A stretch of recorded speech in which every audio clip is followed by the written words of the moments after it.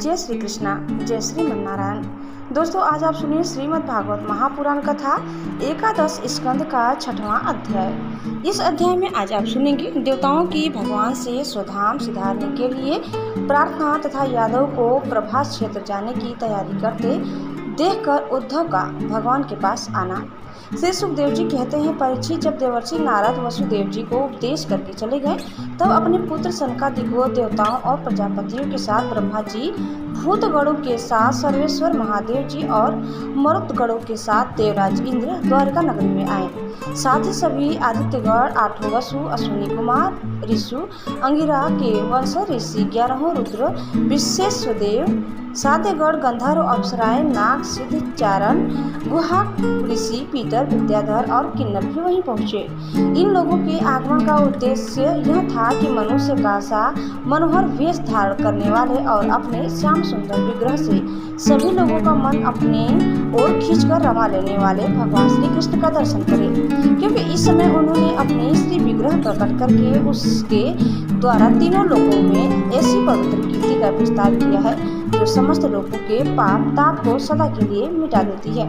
द्वारकापुरी सब प्रकार की संपत्ति और ऐश्वर्यों से समृद्ध तथा अलौकिक दीप्ति से दीप्यमान हो रही थी। वहां आकर उन लोगों ने अनूठी छवि से युक्त भगवान श्री कृष्ण के दर्शन किए। भगवान की रूप माधुरी का निर्निमेष नयनों से पान करने पर भी उनके नेत्र तृप्त न होते थे। वे एक टक बहुत देर तक उन्हें देखते ही रहे। उन लोगों ने स्वर्ग के उद्यान, नंदन वन, चैत्र रथ आदि के दिव्य पुष्पों से जगदीश्वर भगवान श्री कृष्ण को ढक दिया और चित्र विचित्र पदों पर अर्थों से युक्त वाणी के द्वारा उनकी स्तुति करने लगे।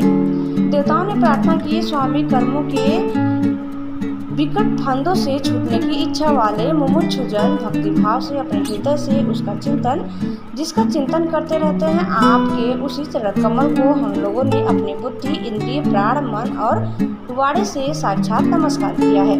अहो आश्चर्य है अजित, आप माइक रज आदि गुणों में स्थित होकर इस अचिंत्य नाम रूपात्मक प्रपंच की त्रिगुणमयी माया के द्वारा अपने आप में ही रचना करते हैं, पालन करते हैं और संहार करते हैं।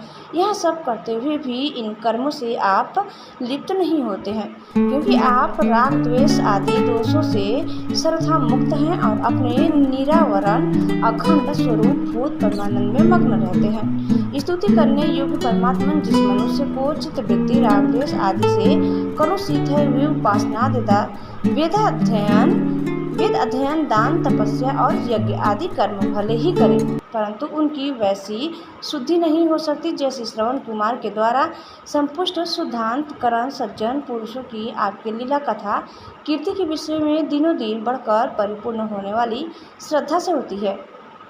मनन से मुमुक्षुजन मोक्ष प्राप्ति के लिए अपने प्रेम से पिघले हुए हृदय के द्वारा जिन्हें लिए फिरते हैं, 5 रात्र विधि से उपासना करने वाले भक्तजन समान ऐश्वर्य की प्राप्ति के लिए वसुदेव, संकर्षण, प्रद्युम्न और अनिरुद्ध इस चतुर्व्यूह के रूप में जिनका पूजन करते हैं और जितेंद्रिय धीर पुरुष स्वर्गलोक का अतिक्रमण करके भगवताम की प्राप्ति के लिए तीनों समय जिनकी पूजा किया करते हैं, यज्ञ लोग तीनों वेदों के द्वारा बतलाई हुई विधि से अपने संयत हाथों में हविष्य लेकर यज्ञ कुंड में आहुति देते हैं और उन्हीं का चिंतन करते हैं।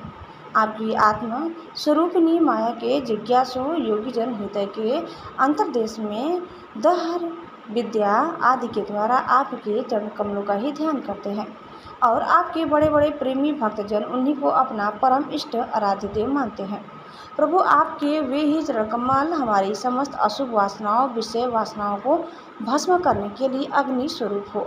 वे अग्नि के समान हमारे पाप तापों को भस्म कर दे। प्रभु, यहाँ भगवती लक्ष्मी आपके वक्ष स्थल पर मुरझाई हुई बांसुरी वरमाला से भी सौत की तरह स्पर्धा रहती है, फिर भी आप उनकी परवाह न कर भक्तों के द्वारा इस बांसी माला से की हुई पूजा भी प्रेम से स्वीकार करते हैं।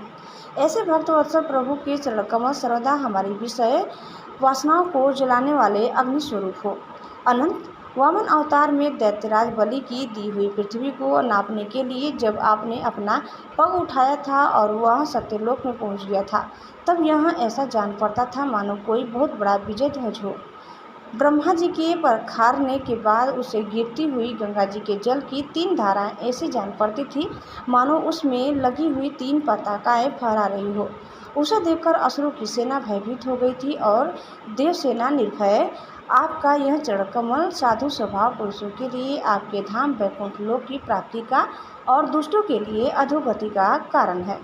भगवान, आपका वही पाद पद्य हम भजन करने वालों के सारे पाप ताप धो बहा दे।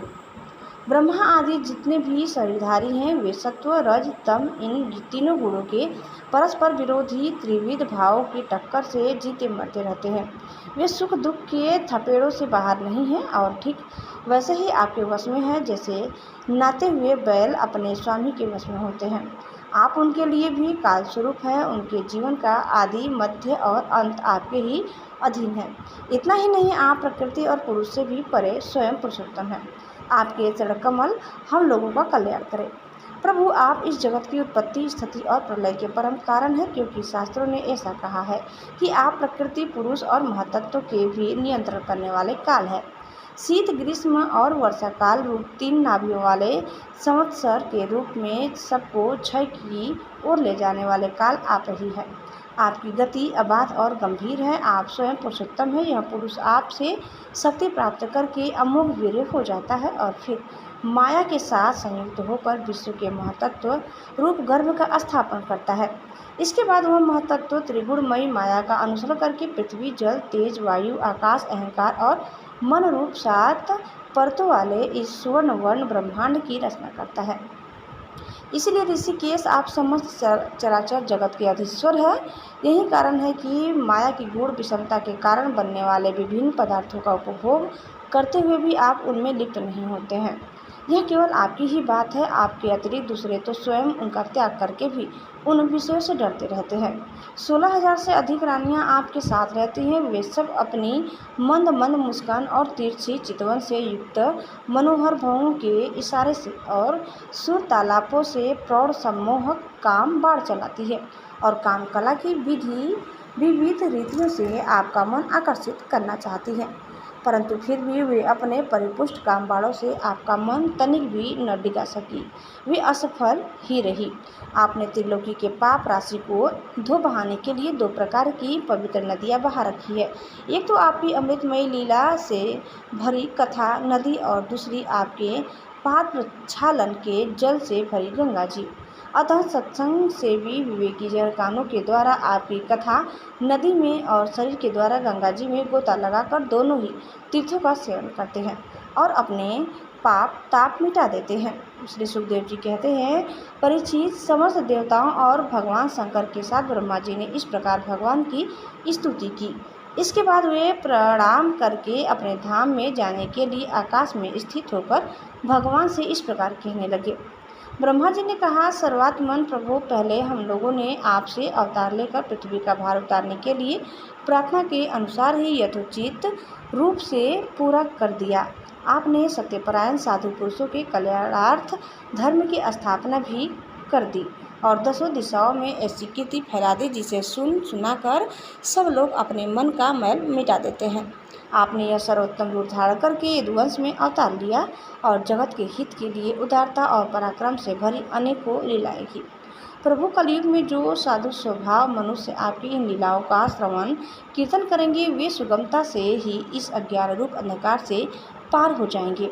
पुरुषोत्तम सर्वशक्तिमान प्रभु, आपको यदुवंश में अवतार ग्रहण किए 125 वर्ष बीत गए हैं। सर्वाधार हम लोगों का ऐसा कोई काम बाकी नहीं है जिसे पूर्ण करने के लिए आपको यहाँ रहने की आवश्यकता है।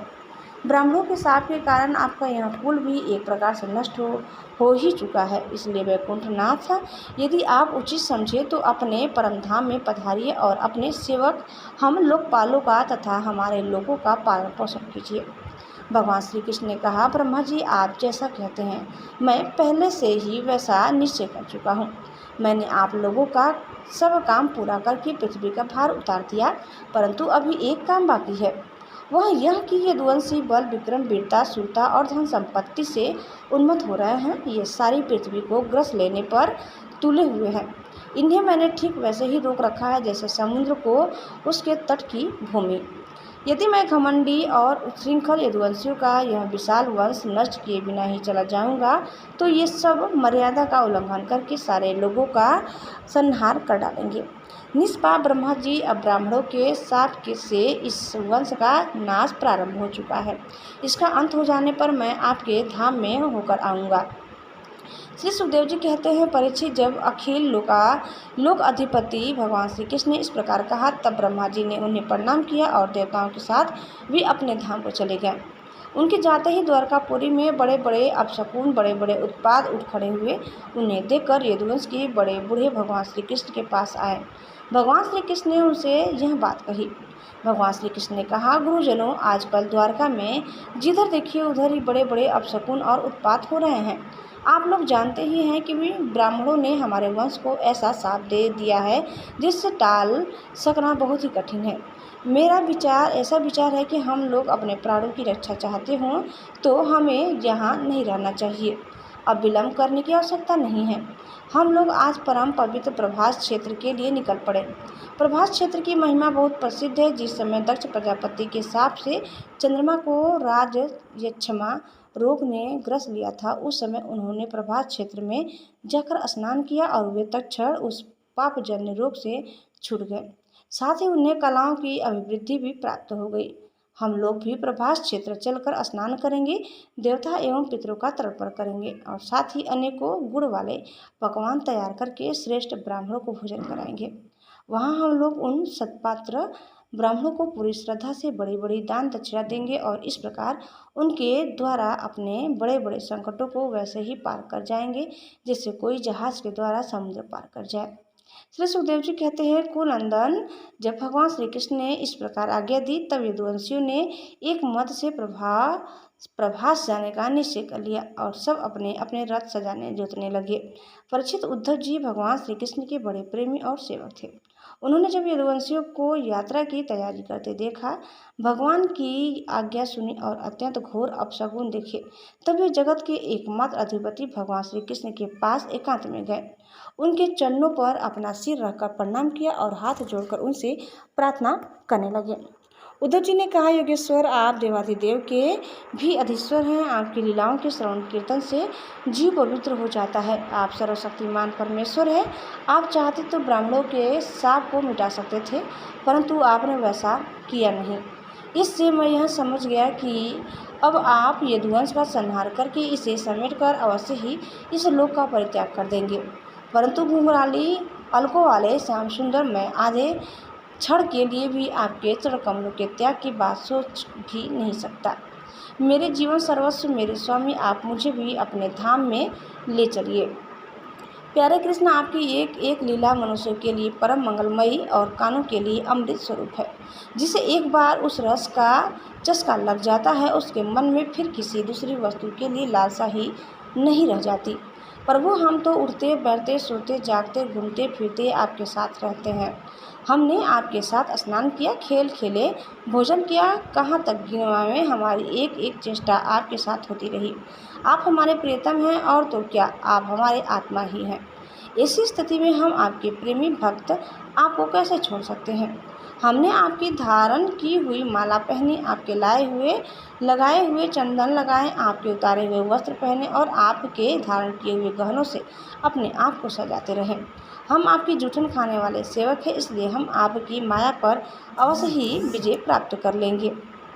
हम जानते हैं कि माया को पार कर लेना बहुत ही कठिन है। बड़े बड़े ऋषि मुनि दिगंबर रहकर और आजीवन नैष्ठिक ब्रह्मचर्य का पालन करके आध्यात्म विद्या के लिए अत्यंत परिश्रम करते हैं। इस प्रकार की कठिन साधना से उन सन्यासियों के हृदय निर्मल हो पाते हैं और तब कहीं वे समस्त वृत्तियों की शांति रूप नष्कर्म अवस्था में स्थित होकर आपके ब्रह्मा नामक धाम को प्राप्त होते हैं। महायोगेश्वर, हम लोग तो कर्म मार्ग में ही भ्रम भटक रहे हैं, परंतु इतना निश्चित है कि हम आपके भक्तजनों के साथ आपके गुणों और लीलाओं की चर्चा करेंगे तथा मनुष्य की सी लीला करते हुए आपने जो कुछ किया या कहा है उसका स्मरण कीर्तन करते रहेंगे। साथ ही आपकी चाल ढाल, मुस्कान, चितवन और हास परिहास की स्मृति में तल्लीन हो जाएंगे। केवल इसी से हम दुस्तर माया को पार कर लेंगे। श्री सुखदेव जी कहते हैं, परीक्षित, जब उद्धव जी ने देवकी नंदन भगवान श्री कृष्ण ने इस प्रकार प्रार्थना की, तब उन्होंने अपने अनन्य प्रेमी सखा एवं सेवक उद्धव जी से कहा। क्या कहा आप दूसरे वीडियो में सुनिएगा। दोस्तों, इस प्रकार कथा यही समाप्त होती है। उम्मीद करते हैं कि आपको हमारी आज की कथा जरूर पसंद आई होगी। कैसी लगी कमेंट करके बताइए। चैनल में नया है तो प्लीज़ लाइक, शेयर और सब्सक्राइब करना न भूलें। धन्यवाद। जय श्री कृष्ण, जय श्री मन नारायण। एक बार प्रेम से बोलिए श्री बांके बिहारी लाल की जय।